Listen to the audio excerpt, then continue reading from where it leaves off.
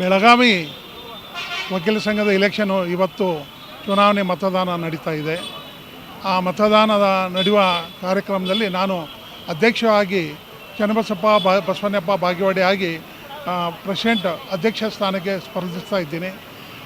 ಹಳೆಯ ಕಾಲದಲ್ಲಿ ನಾನು ಹೇಳಬೇಕಾದ್ರೆ 25 ವರ್ಷದಿಂದ ವಕೀಲ ಸಂಘದಲ್ಲಿ ವಕೀಲರಿಗೆ ಪರಿಚಯ ಮಾಡುವಾಗಿ ಒಂದು ಮೊಬೈಲ್ ಡೈರಿಯನ್ನು ಮಾಡಿಕೊಟ್ಟಿದ್ದೆ, ಅವ್ರಿಗೆ ಸೌಕರ್ಯ ಬರುವಂಥದ್ದು. ಅದರಂತೆ ಅಡ್ವೊಕೇಟ್ ಚೇಂಬರ್ಸು ಕಟ್ಟಿಕೊಟ್ಟಿದ್ದೀನಿ. ಇಲ್ಲಿ ಬೆಳೆದು ನಿಂತಂಥ ದೊಡ್ಡ ಮರ ಇಲ್ಲಿ ನೋಡ್ಬೋದು ನೀವು, ಎಷ್ಟೊಂದು ದೊಡ್ಡ ಮರ ಆಗಿದ್ದಾವೆ. ಇವೆಲ್ಲ ಗಿಡಗಳು ನಾನೇ ಹಚ್ಚಿದ್ದೀನಿ. ಅಲ್ಲಿ ನೀರಿನ ವ್ಯವಸ್ಥೆ ಮಾಡಿಕೊಟ್ಟಿದ್ದೀನಿ.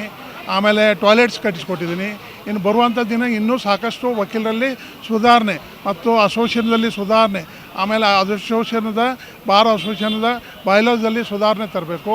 ವಕೀಲರಿಗೆ ಈಗ ಇವತ್ತಿನ ಬೇಸಿಗೆಗಾಲದಲ್ಲಿ ನೋಡಬೇಕಾದ್ರೆ ವಕೀಲರಿಗೆ ಅನುಕೂಲ ಆಗುವಂಥ AC ರೂಮಾಗಿ ಮಾಡಿಕೊಡ್ಬೇಕಂತ ಪರಿಸ್ಥಿತಿ ಇದೆ. ಇನ್ನು ಬರುವ ಹೊಸ ಹುಡುಗರಿಗಾಗಿ ಅಡ್ವೊಕೇಟ್ ಚೇಂಬರ್ ಕಟ್ಟಿಸ್ಬೇಕಾಗಿದೆ. ಭಾಳ ಕೋರ್ಟಿನ ಕೊರತೆ ಇದೆ. ಇಲ್ಲಿ ಟ್ರಾಫಿಕ್ದು ಭಾಳ ತ್ರಾಸಿದೆ, ಪಾರ್ಕಿಂಗ್ ಭಾಳ ತ್ರಾಸಿದೆ. ಅದನ್ನು ಏನು ಮಾಡಬೇಕು ಅನ್ನೋದು ಕಲ್ಪನೆ ನನ್ನಲ್ಲಿದೆ.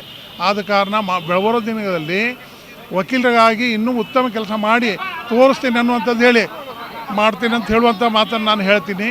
ಅದಕ್ಕಾಗಿ ನಾನು ಇನ್ನೂ ಭಾಳ ಕೆಲಸ ಇದ್ದಾವೆ. ಬರುವಂಥ ದಿನಗಳಲ್ಲಿ ಒಳ್ಳೆಯ ಡಿಜಿಟಲ್ ಲೈಬ್ರರಿ, ವಕೀಲರಿಗೆ ತರಬೇತಿ, ನಮ್ಮ ಬೆಳಗಾವಿ ವಕೀಲರಿಂದ ಸಂಘದಿಂದ ಅತಿ ಹೆಚ್ಚು ಜಡ್ಜ್ಗಳನ್ನ ಆಗಿ ಹೋಗಬೇಕನ್ನೋ ಉದ್ದೇಶಕ್ಕಾಗಿ ವಕೀಲರನ್ನು ತರಬೇತಿ ಮಾಡುವಂಥ ವ್ಯವಸ್ಥೆಯನ್ನು ಮಾಡಲಿಕ್ಕೆ ಇಚ್ಛೆಪಡ್ತಾ ಇದ್ದೀನಿ. ಹೀಗಾಗಿ ಬಹಳಷ್ಟು ಇನ್ನೂ ಕಲ್ಪನೆ ಭಾಳ ಒಳ್ಳೆಯ ಕೆಲಸಗಳು ಇದ್ದಾವೆ ವಕೀಲರಿಗಾಗಿ ಮಾಡಬೇಕಂತೇಳಿ.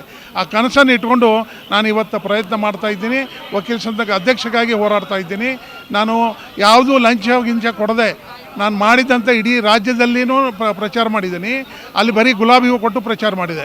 ಇವತ್ತು ನನಗೆ ಖೇದ ಅನ್ನಿಸ್ತದೆ, ರಾಜ್ಯದ ವಕೀಲರ ಸಂಘದಲ್ಲಿ ನ್ಯಾಯವಾದಿಗಳಾಗಿ ನ್ಯಾಯ ಕೊಡಿಸೋದು ಬಿಟ್ಟು ಜನರಿಗೆ ದುಡ್ಡು ಹಂಚಿ ಮಾಡಿ ಇದೆಲ್ಲ ರಿಪೋರ್ಟ್ ಆಗಿದ್ದಾವೆ, ಸಾಕಷ್ಟು ರಿಪೋರ್ಟ್ ಆಗಿದ್ದಾವೆ. ಪತ್ರಕರ್ತರಲ್ಲಿ ವಿನಂತಿ ಮಾಡ್ತೀನಿ, ಅದನ್ನು ಸಂಶೋಧನೆ ಮಾಡಿ ಆ ಸ್ಟೇಟ್ ಬಾರ್ ಆದಂಥ ಎಲೆಕ್ಷನನ್ನು ರದ್ದು ಮಾಡಿಸಲಿಕ್ಕೆ ನಾವು ಪ್ರಯತ್ನ ಮಾಡಬೇಕು. ಯಾಕಂದರೆ ಒಬ್ಬೊಬ್ಬರು 25,000 30,000 ಹಂಚಿದಾರಂತೆ, ಪುಸ್ತಕ ಹಂಚಿದ್ದಾರೆ, ಲೈಬ್ರರಿ ಅವು ಮೊಬೈಲ್ದು ಲೈಬ್ರರಿ ಹಂಚಿದ್ದಾರೆ, ಏನು ಮೊಬೈಲ್ ಡೈರಿ ಹಂಚಿದ್ದಾರೆ, ದುಡ್ಡು ಹಂಚಿದ್ದಾರೆ. ಇವತ್ತು ಸಾಕಷ್ಟು ಕಂಪ್ಲೇಂಟ್ ಬಂದಿದ್ದಾವೆ. ಅದು ಜಸ್ಟಿಸ್ 3 ಜನರು, ಒಬ್ಬರು ಮಡ್ರಾಸ್ದಿಂದ, ಒಬ್ಬರು ಬೆಳಗಾವಿಯಿಂದ, ಉಚ್ಚ ನ್ಯಾಯಾಲಯದಿಂದ ಎಲ್ಲರೂ ಅಲ್ಲಿ ಅಪಾಯಿಂಟ್ಮೆಂಟ್ ಮಾಡಿದರು. ಅದನ್ನು ಕ್ಯಾರೇ ಅಂತ ಇಲ್ಲ. ಇವತ್ತಿಗೇನು ನಾನು ಒಬ್ಬನೇ ನನ್ನ ಬ್ಯಾಲೆಟ್ ಪೇಪರ್ದಲ್ಲಿ ದುಡ್ಡು ಕೊಡಲ್ಲ, ಲಂಚ ಕೊಡಲ್ಲ, ಸೆರೆ ಕೊಡಲ್ಲ, ಚಿಕನ್ ಕೊಡಲ್ಲ, ನೀವು ಪ್ರಾಮಾಣಿಕವಾಗಿ ವಕೀಲರಾಗಿ ನ್ಯಾಯಯುತವಾಗಿ ಓಟ್ ಹಾಕ್ರಿ ಅಂತೇಳಿ ಇಡೀ ರಾಜ್ಯ ತುಂಬ ಸುತ್ತಾಡಿದೆ. ಆದರೆ ಇವತ್ತು ದುಡ್ಡು ಇಲ್ಲದೆ ಅವರು ಓಟ್ ಇಲ್ಲ ಅನ್ನುವಂಥ ತೋರಿಸ್ಕೊಟ್ಟಿದ್ದಾರೆ ವಕೀಲರು. ಅದಕ್ಕಾಗಿ ನನಗೊಂದು ಖೇದ ಇದೆ, ನನ್ನ ಮನಸ್ಸು ನೋವಾಗಿದೆ. ಆದರೂ ಇವತ್ತು ನಾನು ಬೆಳಗಾವಿ ಬಾರ ಸುಧಾರಣೆ ಆಗಬೇಕು ಅನ್ನೋ ಉದ್ದೇಶದಿಂದ ಬೆಳಗಾವಿಗೆ ನಿಷ್ಪಕ್ಷಪಾತವಾಗಿ ವೋಟಿಂಗ್ ಆಗಬೇಕು. ಯಾರೂ ದುಡ್ಡು ಆಸೆ ಆಮಿಷ ಮಾಡದೆ ಓಟ್ ಆಗಬೇಕು. ನಾವು ನ್ಯಾಯವಾದಿಗಳೇ ನಾವು ದುಡ್ಡು ಮಾರ್ಕೊಳ್ಳಿಕ್ಕತ್ತು, ಓಟ್ ಮಾರ್ಕೊಳ್ಳಿಕ್ಕತ್ರೆ ಇನ್ನು ಉಳಿತೇನು ಯಾರಲ್ಲಿ ಕೇಳೋಣ? ಡಾಕ್ಟ್ರಿಗೆ ಕೇಳಿದ್ರೆ ಮೊದಲಿನ ಕಾಲದಲ್ಲಿ ನಾಡಿ ಹಿಡಿದು ನೋಡ್ತಿದ್ರು. ಇವತ್ತು ಎಲ್ಲ ಸ್ಕ್ಯಾನಿಂಗ್ ಮಾಡಿ ದುಡ್ಡು ತಿಂತಾ ಇದ್ದಾರೆ. ಪ್ರತಿಯೊಂದು ಸ್ಕ್ಯಾನಿಂಗ್ ಮಾಡಿ, ಬರೀ ಜ್ವರ ಬಂದ್ರೂ ಅದು ಎಲ್ಲ ಮಾಡ್ತಾರೆ. ಅದಕ್ಕೆ ಇವತ್ತೇ ಸಾಯಂಕಾಲ ರಿಸಲ್ಟ್ ಬರ್ತದೆ, ರಾತ್ರಿ 11ರೊಳಗೆ ರಿಸಲ್ಟ್ ಬರ್ತದೆ.